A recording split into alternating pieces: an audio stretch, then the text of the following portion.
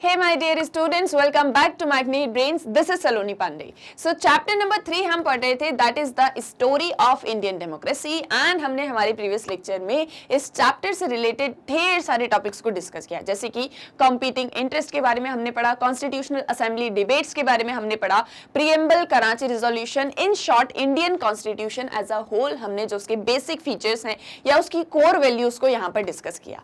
आज के हमारे इस lecture में हम discuss करेंगे constitutional norms and social justice. आपने अभी तक जितनी भी सारी चीजें इस चैप्टर के अंदर पढ़ी, एक चीज आपको समझ में आ गई कि इंडियन कॉन्स्टिट्यूशन बेडरॉक क्यों कहा जाता है इंडियन डेमोक्रेसी का, क्या रीजंस हैं उसके, क्योंकि इसके अंदर जितनी भी वैल्यूज हैं, जितने भी फीचर्स इनकॉर्पोरेटेड हैं, वो सब इंडियन डेमोक्रेसी को बढ़ावा देते हैं। इन शॉर्ट, इंडियन डेमोक्रेसी में हमको इक्वालिटी इंश्योर करना है, लिबर्टी लेके आनी है, फ्रेटर्निटी हो, सोशल जस्टिस हो, सभी का डेवलपमेंट हो, स्ट्रक्चर जो है वो पूरा फंक्शन करे, ये सारी चीजों को इंश्योर किया जाता है इंडियन डेमोक्रेसी के अंदर।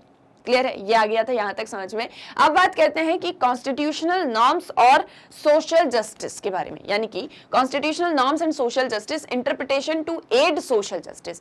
कैसे कॉन्स्टिट्यूशन सोशल जस्टिस को एड करता है। कॉन्स्टिट्यूशन किस लिए बना है? ताकि हम जितने भी हमारे ह्यूमंस हैं, जितनी भी हमारी सोसाइटी में जितने भी सारे पीपल रह रहे हैं, उन सभी को हम क्वालिटी लाइफ इंश्योर कर सके, उन सभी को हम एक बेटर लाइफ दे सके, उन सभी के जितनी भी सारे डिजायर्स हैं उनको सारी चीजों को हम जो है मतलब पूरा करने में उनकी हेल्प कर सके। कॉन्स्टिट्यूशन बेसिकली क्या है? कॉन्स्टिट्यूशन क्या है? अभी तक हमने जो कॉन्स्टिट्यूशन का मीनिंग समझा, so in short it is just a rule book. क्या है?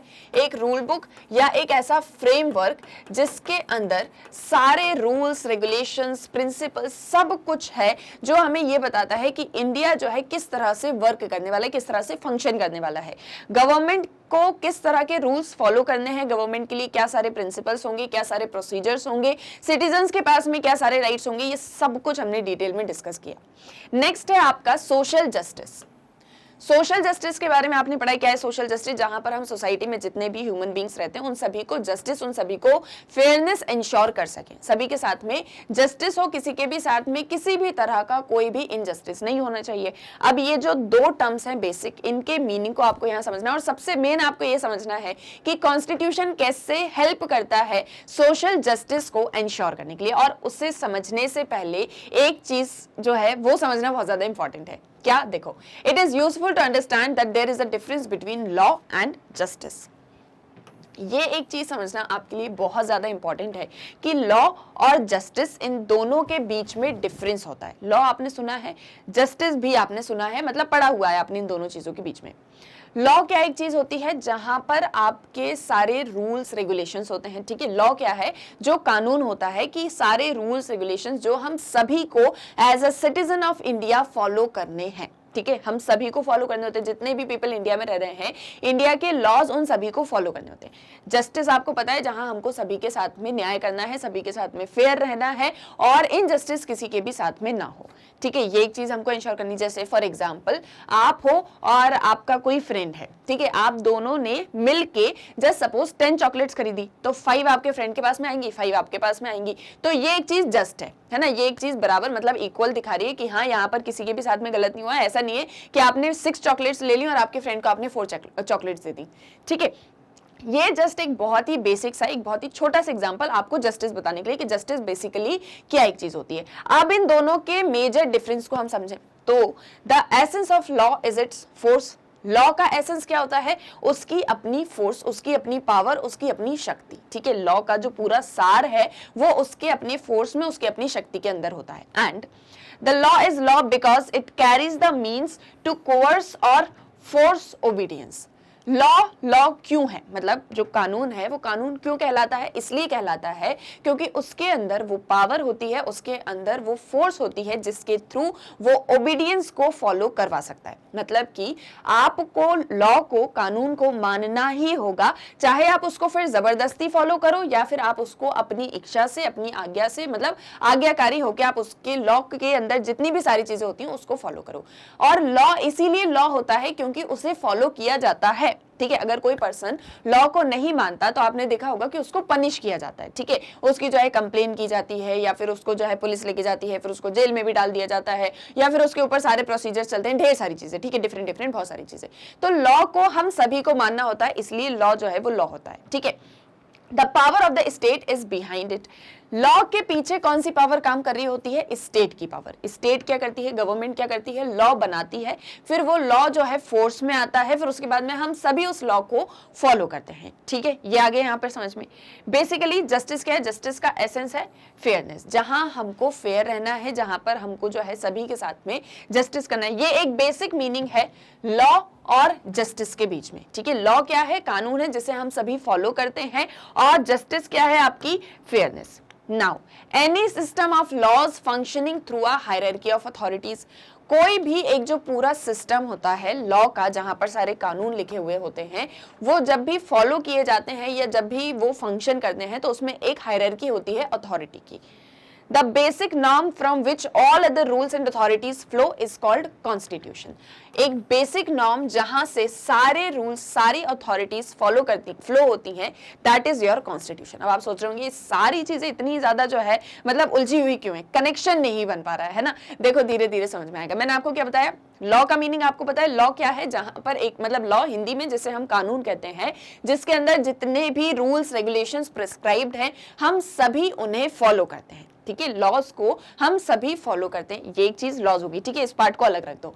अब एक तरफ जस्टिस है जहां हमको सभी के साथ में फेयर ट्रीटमेंट करना है, एक तरफ क्या है? जस्टिस है। लॉ जस्टिस एक दूसरे के साथ साथ में चलते हैं, बट दोनों एक ही नहीं है, दोनों जो है डिफरेंट है, ठीक है। दोनों के बीच में डिफरेंस है। अब एक तरफ मैंने लॉ कहा, एक तरफ मैंने जस्टिस कहा। जस्टिस का मीनिंग आपको क्लियर हो गया, लॉ का मीनिंग आपको क्लियर हो गया। जब हम लॉज को फॉलो करते हैं, जब या फिर जब लॉ को इंप्लीमेंट किया जाता है, जब लॉ को फंक्शनिंग में लेके आया जाता है, तो उसमें एक पूरी हायरार्की होती है अथॉरिटीज की। जैसे फॉर एग्जांपल मान लो कोई केस है, ठीक है, कोई भी केस है, तो सबसे पहले उसकी कंप्लेंट कहाँ होती है? पुलिस स्टेशन में होती है। आप पुलिस के पास में जाओगे, आप वहां अपना केस जो है उसको रिकॉर्ड करोगे, फिर उस मतलब अपनी कंप्लेंट को जो है फाइल करोगे। पुलिस उसके बाद में उस केस को कहाँ लेके जाएगी? कोर्ट में लेके जाएगी, डिस्ट्रिक्ट कोर्ट में लेके जाएगी, ठीक है। अब डिस्ट्रिक्ट कोर्ट में जो भी सारे ऑर्डर्स होते हैं, उसके बाद में जब सपोज आपको हाई कोर्ट भी रीच करना है, तो डिस्ट्रिक्ट कोर्ट के ऊपर क्या होता है? हाई कोर्ट होता है। हाई कोर्ट के ऊपर कौन होता है? सुप्रीम कोर्ट होता है। तो ये एक हायरार्की हमको देखने को मिल रही है। ये हायरार्की कैसी है? जहां हम नीचे से ऊपर जा रहे हैं। अब अगर ऊपर से नीचे आ जाए तो supreme court, high court, district court, इसके बाद में जो आपके सब डिविजनल कोर्ट्स होते हैं, इसके बाद में पुलिस आ गई। ये फॉर एक एग्जांपल, जुडिशरी के अंदर पुलिस नहीं आती, बट ये मैंने आपको एक एग्जांपल दिया कि इस तरीके की एक हायरार्की होती है जब भी हम कोई कंप्लेंट वगैरह को फाइल करते हैं, ठीक है। ये हो गया क्लियर। तो ये सेम हायरार्की होती है जब हम किसी लॉ को जो है इंप्लीमेंट करते हैं, उसको फंक्शनिंग में लेके आते हैं। कोई भी लॉ है, जैसे फॉर एग्जांपल कोई लॉ बना, तो वो कहां से बना? उसको पार्लियामेंट में बनाया गया, ठीक है। पार्लियामेंट में उस लॉ को बनाया गया, फिर सारे स्टेट्स ने जो है उसको फॉलो करवाया, फिर जो है वो सारी चीजों को हम धीरे धीरे करके जो है फॉलो करते हैं। और उस लॉ को इंप्लीमेंट करने में ढेर सारी अथॉरिटीज होती हैं जो वहां पर वर्क कर रही होती हैं। यहां तक समझो, फिर उसके बाद में जो भी नेक्स्ट पॉइंट्स आएंगे वहां से आपको और अच्छे से पिक्चर क्लियर हो जाएगी। बस आपको ध्यान में क्या एक चीज रखनी है कि कॉन्स्टिट्यूशन का क्या रोल है सोशल जस्टिस को एंश्योर करने में, या कॉन्स्टिट्यूशन कैसे सोशल जस्टिस को एंश्योर करता है। और सोशल जस्टिस से जस्टिस का मीनिंग तो क्लियर हो गया, बट ये कॉन्स्टिट्यूशन में लॉ कहां से आया वो अभी आपको धीरे धीरे क्लियर होगा। सारी चीजें क्लियर होंगी, टेंशन मत लेना, ठीक है ना। अब मैंने आपसे नेक्स्ट लाइन क्या रीड करके बताई आपको कि जो बेसिक नॉर्म है जिसके थ्रू सारे रूल्स, सारी अथॉरिटीज फ्लो होती हैं, वो है कॉन्स्टिट्यूशन। यानी कॉन्स्टिट्यूशन एक ऐसी अथॉरिटी है, या कॉन्स्टिट्यूशन एक ऐसी रूल बुक है, एक ऐसा फ्रेमवर्क है जिसके थ्रू जितनी भी अथॉरिटीज होंगी, जितने भी रूल्स होंगे, वो सारी चीजें बनेंगी। यानी कॉन्स्टिट्यूशन आपका बेसिक नॉर्म है। कॉन्स्टिट्यूशन क्या है? बेसिक नॉर्म है जिसके थ्रू सारे रूल्स रेगुलेशंस बनाए जाते हैं। मैंने आपको स्टार्टिंग में ही बताया कॉन्स्टिट्यूशन क्या है, एक ऐसी रूल बुक जिसके अंदर सारे रूल्स होंगे, रेगुलेशंस होंगे, सारे प्रिंसिपल्स होंगे, और किसको क्या चीज करनी है, सबके वर्क जो है वो कॉन्स्टिट्यूशन के अंदर डिफाइन किए गए हैं। गवर्नमेंट के क्या वर्क है वो बताया गया है, लेजिस्लेचर का क्या काम है वो बताया गया है, एग्जीक्यूटिव का क्या काम है वो बताया गया है, जुडिशरी का क्या काम है, वो सारी चीजें प्रिस्क्राइब की गई हैं कॉन्स्टिट्यूशन के अंदर। तो कॉन्स्टिट्यूशन क्या है? बेसिक नॉर्म है, ठीक है। ये बेसिक नॉर्म क्या है? कॉन्स्टिट्यूशन। हम क्या पढ़ रहे हैं? कॉन्स्टिट्यूशनल नॉर्म्स, और जो बेसिक नॉर्म है वही कॉन्स्टिट्यूशन है। It is the document that constitute a Nations tenets. एक नेशन के, एक कंट्री के जितने भी सारे जो है मूल सिद्धांत होते हैं, जो भी सारे प्रिंसिपल्स होते हैं, उन सभी को जो है कंबाइन करके रखा जाता है कॉन्स्टिट्यूशन के अंदर। And the Indian constitution is India's basic norm. और इंडिया का कॉन्स्टिट्यूशन जो है वो इंडिया का बेसिक नॉर्म है, यानी कि जो भी रूल्स, जितनी भी अथॉरिटीज, जो भी सारे लॉज, जो भी सारा जस्टिस का सिस्टम इंडिया के अंदर हमें इंश्योर करना है, वो सब कुछ हमें कॉन्स्टिट्यूशन के अंदर मिलता है। इसीलिए Indian constitution is India's basic norm, हम ऐसा बोल रहे हैं। All other laws are made as per the procedures the constitution prescribes। और जितने भी laws बने हुए होते हैं, जितने भी laws को हम follow करते हैं, जितने भी rules regulations को हम सभी follow करते हैं, जैसे मैंने अभी आपको law बताया कि हम सभी law को follow करते हैं क्योंकि उसके अंदर power होती है, वो एक ऐसा means है जो हमको coerce करता है, जो हमको force कर सकता है obedience के लिए, जहां हमको सारी चीजों को follow करना होता है, सारी rules regulations को follow करना होता है, आज्ञा को जो है मानना होता है, पालन करना होता है आज्ञा का। ठीक है, तो जितने भी लॉज बनते हैं वो सारे लॉज इस कॉन्स्टिट्यूशन में जैसा भी प्रोसीजर दिया गया है उसके थ्रू ही बनते हैं। जैसा भी प्रोसीजर कॉन्स्टिट्यूशन के अंदर बताया गया है वैसा ही लॉ बनेगा। क्लियर है? ये भी आया यहां तक समझ में? एक एक पॉइंट को समझो, फिर सारी चीजों को हम रिलेट करेंगे। ठीक है, These laws are made and implemented by the authorities specified by the Constitution। Constitution के अंदर जिस भी तरीके का प्रोसीजर दिया है उसके थ्रू सारे लॉज बनते हैं, और जब लॉज बन जाते हैं तो कॉन्स्टिट्यूशन में सारी स्पेसिफिक अथॉरिटीज भी बताई गई हैं जो इन लॉज को इम्प्लीमेंट करने वाली हैं। ठीक है, जो इन लॉज को इम्प्लीमेंट करने वाली। तो अभी तक जो पढ़ा उसको थोड़ा सा नोट्स के फॉर्म में देखेंगे तो आपको और अच्छे से क्लियर होगा। ठीक है, अभी तक जो भी पढ़ा देखो, समझो। एक तरफ मैंने आपसे लॉ कहा, एक तरफ हमने जस्टिस की बात करी। ये दो चीजों के साथ में हमने हमारे इस टॉपिक को स्टार्ट किया था। ये क्लियर है? ये दो टॉपिक्स के साथ में अब इन दोनों को कनेक्ट करो। लॉ का मतलब मैंने आपको क्या बताया, सारे जितनी भी लॉ क्या है, एक फोर्स है। लॉ इसलिए लॉ है क्योंकि इसके अंदर ओबीडियंस करने की पावर होती है। एक मीन्स है जो हमको फोर्स करता है, जो हमको कोर्स करता है, यानी जबरदस्ती या अपनी मर्जी से हम जहां ओबीडियंस को फॉलो करते हैं। ये आपका लॉ का मीनिंग है, ये आपको पता है। जस्टिस का मीनिंग आपको मैंने बताया, फेयरनेस। ये दो चीज क्लियर होगी। अब इसके बाद में आ जाए कॉन्स्टिट्यूशन पे। कॉन्स्टिट्यूशन क्या है? कॉन्स्टिट्यूशन वो बेसिक नॉर्म है जिसके अंदर सारे रूल्स और सारी अथॉरिटीज को प्रिस्क्राइब किया गया है, या फिर जो भी रूल्स होंगे, जो भी सारी अथॉरिटीज होंगी, क्या बोल रहा मैंने आपसे, जो भी सारे रूल्स होंगे, जो भी सारी अथॉरिटीज होंगी, वो सारी फ्लो करती है इस कॉन्स्टिट्यूशन के थ्रू। मतलब कॉन्स्टिट्यूशन क्या है? एक बेसिक नॉर्म जहां पर बताया गया है कि क्या रूल्स होंगे, क्या अथॉरिटीज होंगी। और ये सब कुछ किसके लिए बना है? ये सब कुछ पूरा कॉन्स्टिट्यूशन बना है इंडियन पीपल के लिए। किसके लिए बना है? इंडियन पीपल के लिए। अथॉरिटीज का एक छोटा सा एग्जांपल दूं, जैसे हमने जब कॉन्स्टिट्यूशनल असेंबली डिबेट्स पढ़े तो हमने देखा कि गवर्नमेंट के क्या फंक्शंस होंगे, गवर्नमेंट का क्या काम होगा, जिसमें डॉक्टर भीमराव अंबेडकर का जो पूरा एक स्टेटमेंट था या उनका जो एक आर्ग्यूमेंट था उसको हमने डिस्कस किया। तो यहाँ पर जो भी सारी अथॉरिटीज होंगी, जैसे फॉर एग्जाम्पल हम बात करें सुप्रीम कोर्ट की, तो सुप्रीम कोर्ट की क्या सारी जो है मतलब उसके क्या फंक्शंस होंगे, वो किस तरह से काम करेगा, उसके क्या पावर्स होंगी, उन सबको कॉन्स्टिट्यूशन के अंदर डिफाइन किया गया है। रूल्स कैसे होंगे, क्या रूल्स रेगुलेशंस होंगे जिन्हें इंडियन पीपल जो है फॉलो करेंगे, और किस तरह से इंडियन पीपल को राइट्स देने, ये सब कुछ जो है कॉन्स्टिट्यूशन के अंदर बताया गया है। कॉन्स्टिट्यूशन से ही ये सारी चीजें फ्लो करती हैं, और इसे हम शॉर्ट में बेसिक नॉर्म्स कहते हैं। क्या कहते हैं? जो बेसिक नॉर्म है, जो आपका मूल सिद्धांत है ना एक तरीके से, वो कॉन्स्टिट्यूशन है, और इसी के अंदर से सारे रूल, सारी अथॉरिटीज बनी हुई हैं। अब जो भी रूल्स होंगे, जो भी सारी अथॉरिटीज होंगी, वो कैसे फंक्शन करेंगी, कैसे एक हायरार्की उनके बीच में बनी होगी, कैसे ये लॉज बनाएंगे, ठीक है, या लॉज कैसे होंगे, ये सब कुछ भी कॉन्स्टिट्यूशन के अंदर ही प्रिस्क्राइब किया गया है। लॉज किस लिए होते हैं? एक तरीके से सोशल ऑर्डर बनाए रखने के लिए लॉ क्यों होते हैं? ताकि जो है सोशल ऑर्डर बना रहे। सोसाइटी में हम सभी ह्यूमंस रह रहे हैं, अगर किसी तरह का कोई लॉ नहीं होगा तो कोई भी सोशल ऑर्डर नहीं बना होगा। ठीक है, लॉज इसीलिए होते हैं कि सोशल ऑर्डर बना रहे, एक पूरा जो है फंक्शनिंग अच्छे से चलती रहे, एक पूरा मेंटेनेंस जो है वो अच्छे से चलता रहे, सोशल ऑर्डर मेंटेन रहे। ठीक है, सोशल ऑर्डर के बारे में पढ़ा है ना आप सभी ने। सो इस एक चीज के लिए हम लॉज बनाते हैं। लॉज कैसे बनेंगे वो भी प्रिस्क्राइब किया गया है, कहां पर? कॉन्स्टिट्यूशन के अंदर। इन लॉज को अब इंप्लीमेंट करना है तो उसके लिए कौन सी अथॉरिटीज होंगी, कौन जो है इसमें फंक्शनिंग करेंगे, ये सारा कुछ भी प्रिस्क्राइब किया गया है कहाँ, कॉन्स्टिट्यूशन के अंदर। इसीलिए हम बात कर रहे हैं लॉज की और जस्टिस की, और ये सारा कॉन्स्टिट्यूशन, ये सब कुछ किसके लिए है, इंडियन पीपल के लिए। तो इंडिया का जो कॉन्स्टिट्यूशन है वो इंडिया का बेसिक नॉर्म है, इसीलिए इंडिया का जो कॉन्स्टिट्यूशन है वो इंडिया का क्या है, बेसिक नॉर्म। यहां तक क्लियर हो, यहां तक इतनी चीज अभी हमने डिस्कस करी, इतनी सारी चीजों को हमने यहां तक जो है डिस्कस कर लिया, इसको हमने पढ़ लिया। क्लियर है, ये आया यहां तक समझ में। तो लॉज और हम जस्टिस का एक कनेक्शन अभी करेंगे धीरे धीरे और जैसे जैसे आगे बढ़ते चलेंगे।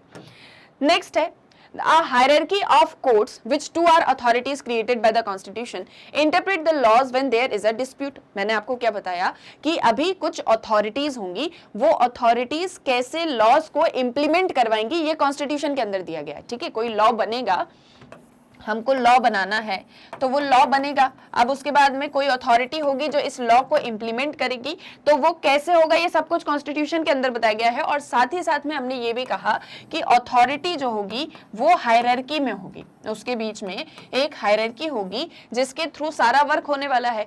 अब जैसे हम हायरार्की ऑफ कोर्ट्स की बात करें तो हायरार्की में मैंने आपको बताया कि सबसे ऊपर है सुप्रीम कोर्ट, इसके बाद में है हाई कोर्ट, इसके बाद में है डिस्ट्रिक्ट कोर्ट, इसके बाद में आते हैं आपके सब डिविजनल कोर्ट्स, और ऐसे करके जो है हायरार्की चलती है कोर्ट्स के बीच में। तो ये जो हायरार्की है कोर्ट्स की, इसे भी कॉन्स्टिट्यूशन के अंदर बताया गया है, और जो भी लॉ बनेगा उसको इंप्लीमेंट अथॉरिटी करेगी। और ये जो हायरार्की है कोर्ट्स की, मान लो किसी भी लॉ के अंदर कोई भी किसी तरह का कोई डिस्प्यूट है या वो लॉ किसी तरह से सही नहीं है, ऐसा किसको लग रहा है, ऐसा लग रहा है कोर्ट्स को, तो वो इस एक चीज को क्या कर सकते हैं, इंटरप्रेट भी कर सकते हैं। इसका पावर किसके पास में, सुप्रीम कोर्ट, हाई कोर्ट, और जो आपके ये कोर्ट्स के बारे में मैंने डिस्कशन किया, तो जो भी हायरार्की है कोर्ट्स की वो यहाँ पर है, ताकि लॉ में अगर किसी भी तरह का कोई लैक्यूना आता है तो उसको इंटरप्रेट कौन कर सकते हैं, कोर्ट्स कर सकते हैं। इनके बीच में भी हायरार्की है, और ये हायरार्की के थ्रू अपनी अपनी अथॉरिटीज का एक तरीके से क्या करते हैं, पालन करते हैं, और ये अथॉरिटीज क्या काम कर रही हैं, लॉ को इंप्लीमेंट करने का। ये आया, यहां तक क्लियर हुआ। Next, The Supreme Court is the highest court and the ultimate interpreter of the Constitution। अब यहाँ पर जो सुप्रीम कोर्ट है वो सबसे हाईएस्ट कोर्ट है, और साथ ही साथ में he is the ultimate interpreter of the constitution, यानी कि कॉन्स्टिट्यूशन को इंटरप्रेट करने की पावर किसके पास में है, सुप्रीम कोर्ट के पास में। इंटरप्रेट का मतलब क्या है, जैसे मान लो कोई लॉ बना, आपने ये एक चीज पढ़ी होगी कि कॉन्स्टिट्यूशन के जो है कितने कॉन्स्टिट्यूशन के नहीं, जो है हमारे यहाँ पर 3 मेजर बॉडीज हैं, जैसे कि एक है लेजिस्लेटिव, एक लेजिस्लेटिव होती है, एक एग्जीक्यूटिव होती है, और एक जुडिशरी होती है। ठीक है, ये 3 बॉडीज हैं इंडिया में, और ये कॉन्स्टिट्यूशन के थ्रू ही प्रिस्क्राइब्ड हैं। अब ये कौन कौन सी बॉडी है, लेजिस्लेचर का मतलब है लॉज बनाना। ठीक है, लेजिस्लेचर का काम क्या है, लॉज बनाना। एग्जीक्यूटिव का काम क्या है, उन लॉज को इंप्लीमेंट करना। और जुडिशरी का काम है जो भी लॉज इंप्लीमेंट हुए हैं उनको चेक करना कि क्या वो कॉन्स्टिट्यूशन के अकॉर्डिंग है या वो कॉन्स्टिट्यूशन के अकॉर्डिंग नहीं है। अगर नहीं है तो उनको इंटरप्रेट करना। क्लियर है। अब मान लो लेजिस्लेचर से कोई भी लॉ बना, लॉ बनाने के लिए कौन, जो एग्जीक्यूटिव्स होंगे, जो भी आपके सारे मंत्री होंगे, सारे मिनिस्टर्स होंगे, जो भी सारी ब्यूरोक्रेसी में सारे जितने भी होंगे, वो सब क्या करेंगे, इसको इंप्लीमेंट करेंगे। ठीक है, एग्जीक्यूटिव के अंदर ब्यूरोक्रेसी वगैरह नहीं आती, एग्जीक्यूटिव एक अपना डिफरेंट डिपार्टमेंट है। मैं आपको सारी चीजों को डिटेल्स में नहीं जा रही हूँ, पॉलिटिक्स में नहीं जा रही हूँ, मैं जस्ट सोशियोलॉजी में ही रह के आपको सारी चीज एक्सप्लेन करी हूँ। मैंने आपको बताया कि लेजिस्लेचर से लॉ बना, लॉ को इंप्लीमेंट किया एग्जीक्यूटिव्स ने, उनकी अपनी अथॉरिटीज थी, इस अथॉरिटी में हायरार्की भी थी। ठीक है, जिसके थ्रू उन्होंने लॉस को इंप्लीमेंट किया। जैसे फॉर एग्जांपल आपका हो गया प्राइम मिनिस्टर हो गए, प्राइम मिनिस्टर के बाद में उनकी काउंसिल ऑफ मिनिस्टर्स होगी, उसके बाद में काउंसिल ऑफ मिनिस्टर्स के बाद में भी जो है डिफरेंट डिपार्टमेंट्स होते हैं, जैसे कैबिनेट मिनिस्टर्स हो गए, स्टेट मिनिस्टर्स हो गए, ऐसे डिफरेंट हो गए। फिर उसके बाद में जो है और भी ढेर सारे, ऐसे करके पूरी हायरार्की जो है वो चलती रहती है। ये सभी लॉस को इंप्लीमेंट करने का काम करते हैं। और जब भी किसी भी लॉ में किसी भी तरह का कोई लैक्यूना लगता है या ऐसा लगता है कि ये कॉन्स्टिट्यूशन के अकॉर्डिंग वर्क नहीं कर रहा है, या कॉन्स्टिट्यूशन में जैसे रूल्स रेगुलेशंस प्रिस्क्राइब किए हैं उसके अगेंस्ट में जा रहा है, तो जो जुडिशरी होगी आपकी सुप्रीम कोर्ट, हाई कोर्ट और ये सारे, तो वो उसको इंटरप्रेट करने का पावर रखते हैं कि ये लॉ जो है ये बना है कॉन्स्टिट्यूशन के अकॉर्डिंग नहीं बना है, तो इसको जो है सही तरीके से इंटरप्रेट कौन करते हैं, जुडिशरी करते हैं। तो यहां पर ये बताया जा रहा है कि कॉन्स्टिट्यूशन के अंदर सभी के वर्क डिवाइडेड हैं, सभी का अपना अपना स्फीयर है वर्क का, और उसी के अंदर रह के सभी अपना अपना काम करते हैं।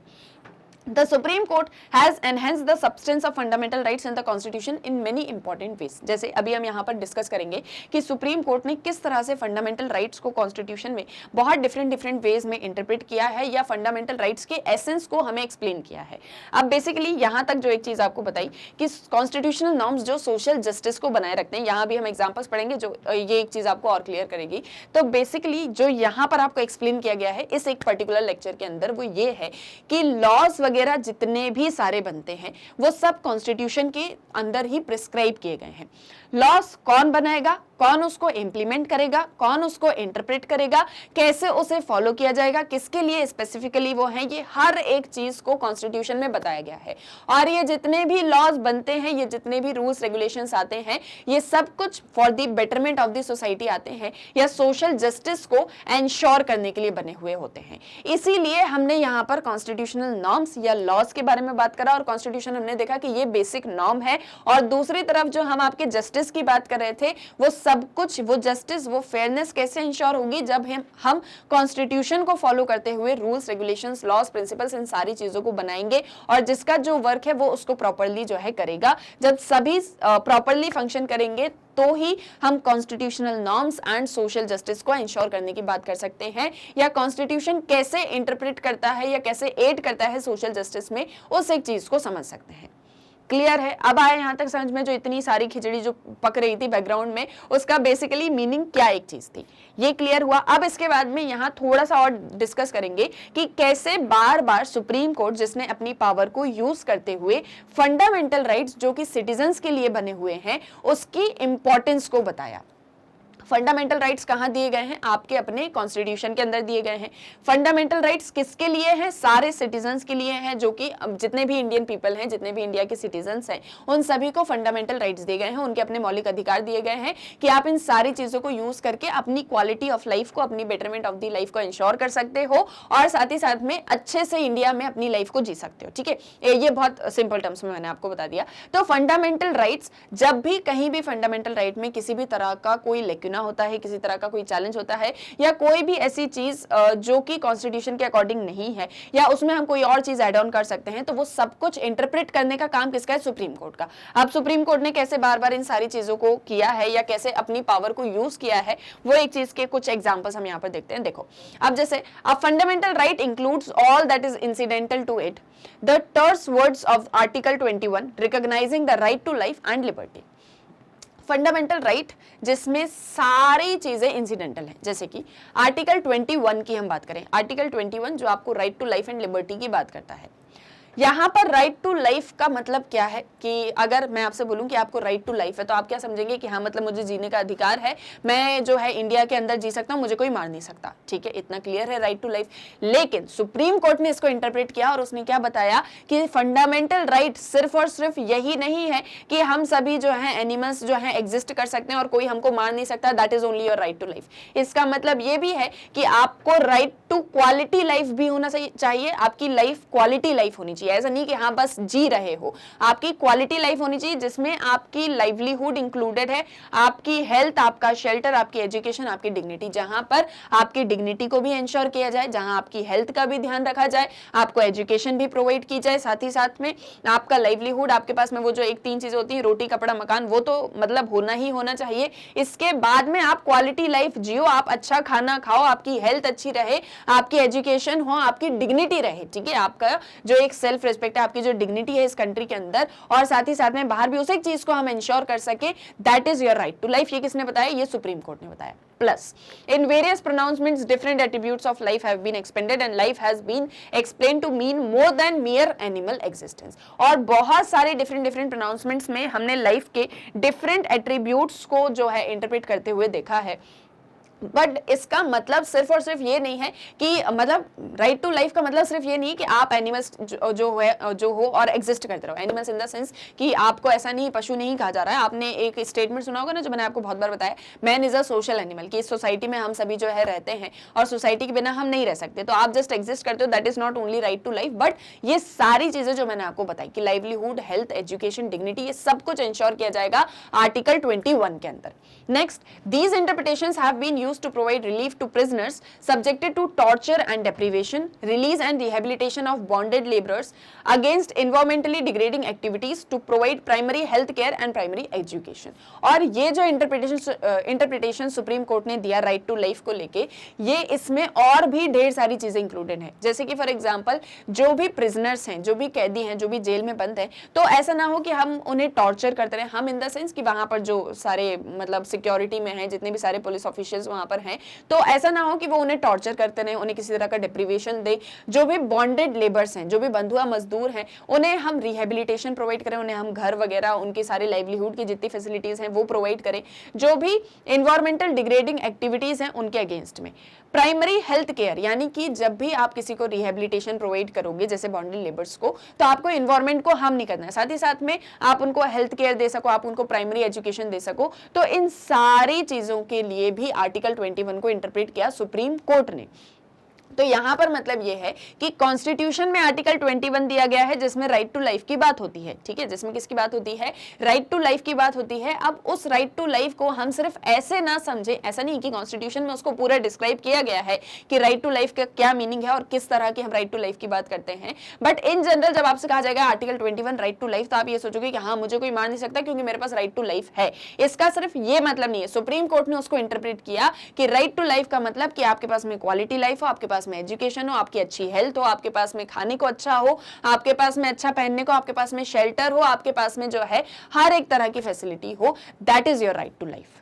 क्लियर है? यह है समझ में कि कैसे सुप्रीम कोर्ट जो है इंटरप्रेट करता है कॉन्स्टिट्यूशन को, और इसीलिए हम उसको ultimate interpreter of the constitution कहते हैं। प्लस कैसे जो है कॉन्स्टिट्यूशन सोशल जस्टिस की भी बात करता है। तो जैसे हमने देखा कि प्रिजनर्स हैं, अब प्रिजनर्स हैं, कैदी हैं, ठीक है, उनने किसी भी तरह का क्राइम किया था इसीलिए वो जेल में है, बट ऐसा ना हो कि हम उन्हें इतना ज्यादा टॉर्चर करें, हम उन्हें इतना ज्यादा डिप्राइव करें कि कल को मान लो उनकी डेथ हो जाए। तो ये सारी चीजों को भी इंश्योर करा जाता है कॉन्स्टिट्यूशन के अंदर। क्लियर है यहाँ पर? Next, in 1993 the Supreme Court held that right to information is part of and incidental to the right to expression under article 19(1)(a).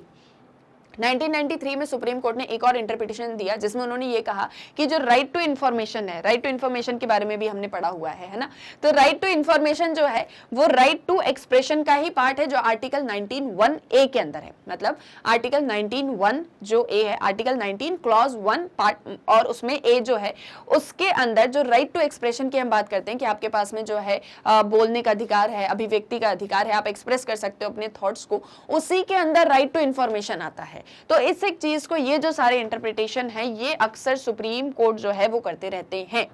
Clear है? नेक्स्ट हम बात करें डायरेक्टिव प्रिंसिपल्स की।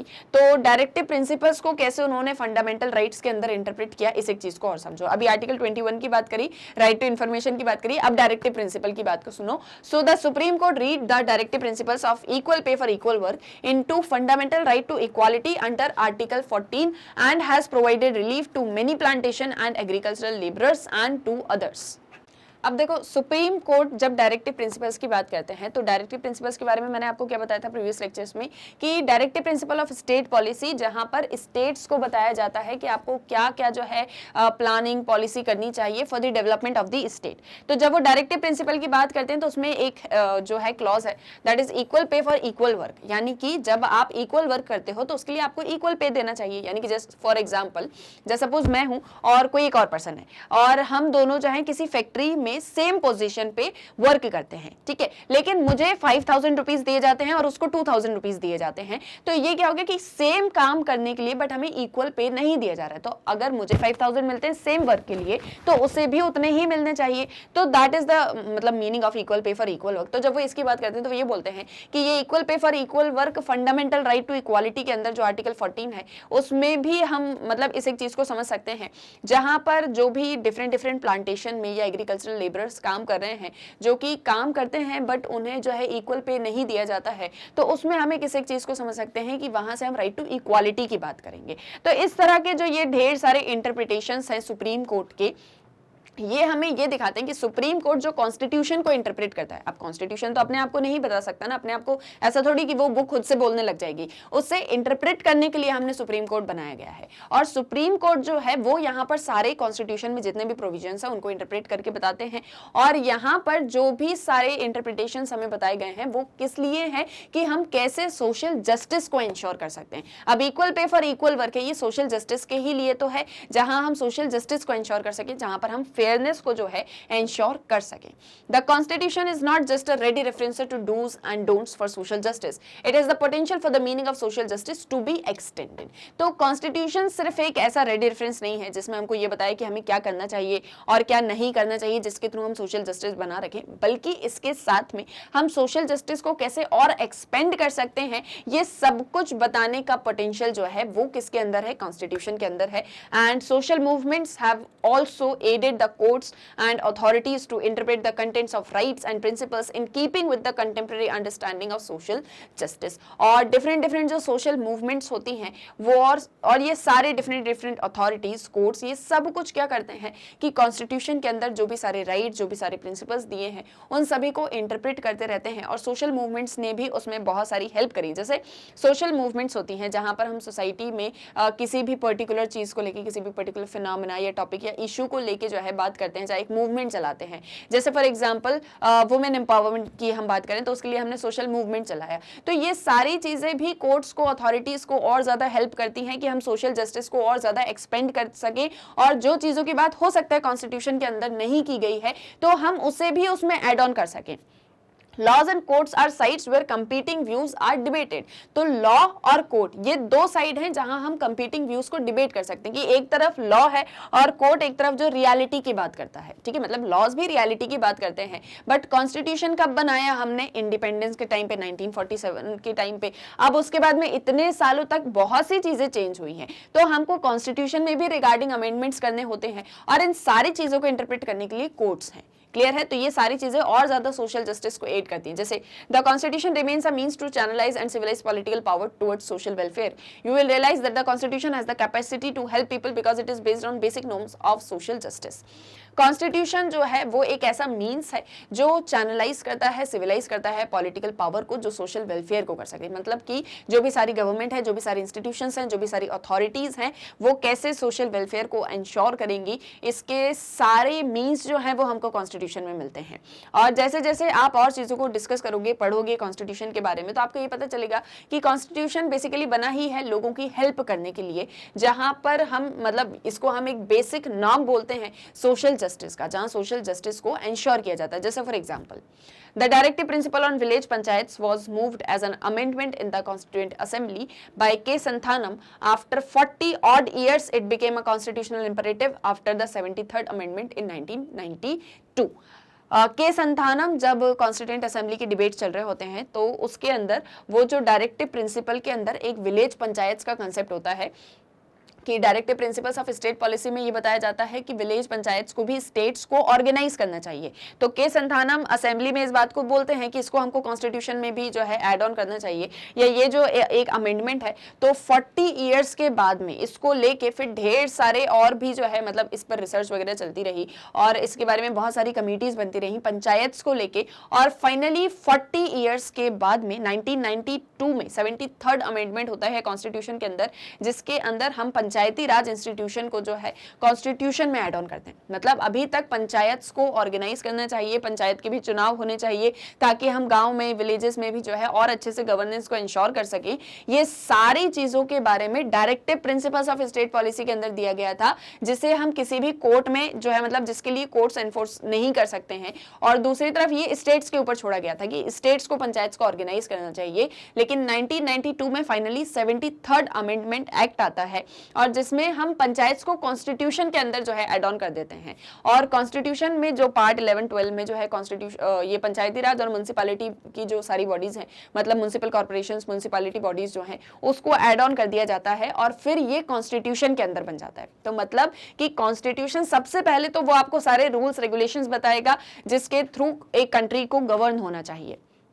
इसके बाद में एक पूरा फ्रेमवर्क, सारे राइट्स जो सिटीजन्स के पास में होने चाहिए, ये सब कुछ, पूरी एक रूल बुक, ठीक है। इसको इंटरप्रेट करने वाले कौन है? कोर्ट्स हैं। कोर्ट्स पूरा हायरार्की में वर्क करते हैं, जो भी लॉज होते हैं वो हायरार्की में ही वर्क करते हैं। लॉज बहुत ज्यादा इंपॉर्टेंट है सोशल ऑर्डर को मेंटेन करने के लिए, और ये सारे इंटरप्रिटेशंस, ये सारे लॉज, ये सब कुछ कॉन्स्टिट्यूशनल नॉर्म जो है सोशल जस्टिस को इंश्योर करते हैं।